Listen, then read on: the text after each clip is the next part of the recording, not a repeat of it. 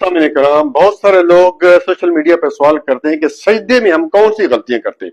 آج میں سجدے میں آپ کو بتاؤں گا کون سی غلطیاں۔ پہلی غلطی یہ ہے کہ بازو کو اس طرح بچھاتے ہیں، اور یہ نبی صلی اللہ علیہ وسلم نے فرمایا اپنے بازو کو کتے کی طرح اور ایک حدیث میں جانور کی طرح نہ بچو۔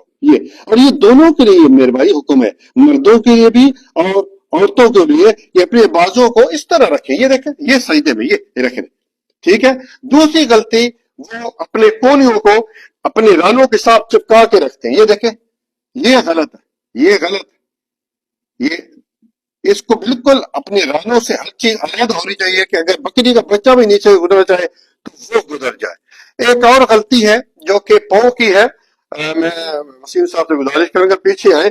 یہ جو پاؤں ہے، پیچھے پاؤں کو کوئی کھلا رکھتے ہیں، یہ دیکھیں اس طرح رکھتے ہیں، کوئی اس طرح رکھتے ہیں، کوئی اس طرح رکھتے ہیں، تو یہ صحیح نہیں ہے۔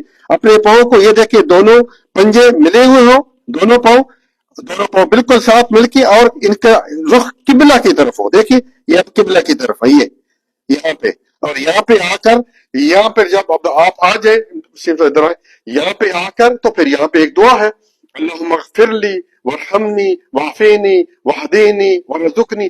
5 سیکنڈ میں آپ اللہ تعالیٰ سے رزق مانگتے ہیں، عافیت مانگتے ہیں، اسی طرح بخشی مانگتے ہیں، رحمت مانگتے ہیں۔ یہاں پہ کچھ وہ کرتے نہیں۔ اور بدترین چوری کیا ہے کہ یہاں سے جو سجدے سے اب آیا، یہ ایک دم سجدے میں چلے، یہ میرے بھائیوں بدترین چوری ہے۔ تو نماز، نبی صلی اللہ علیہ وسلم نے کیا فرمایا، نماز اس طرح صلو کما رأیتمونی اصلی، کہ نماز اس طرح پڑھو جس طرح مجھے نماز پڑھتے ہوئے دیکھتے ہو۔ جزاک اللہ خیرا، بارک اللہ فیک۔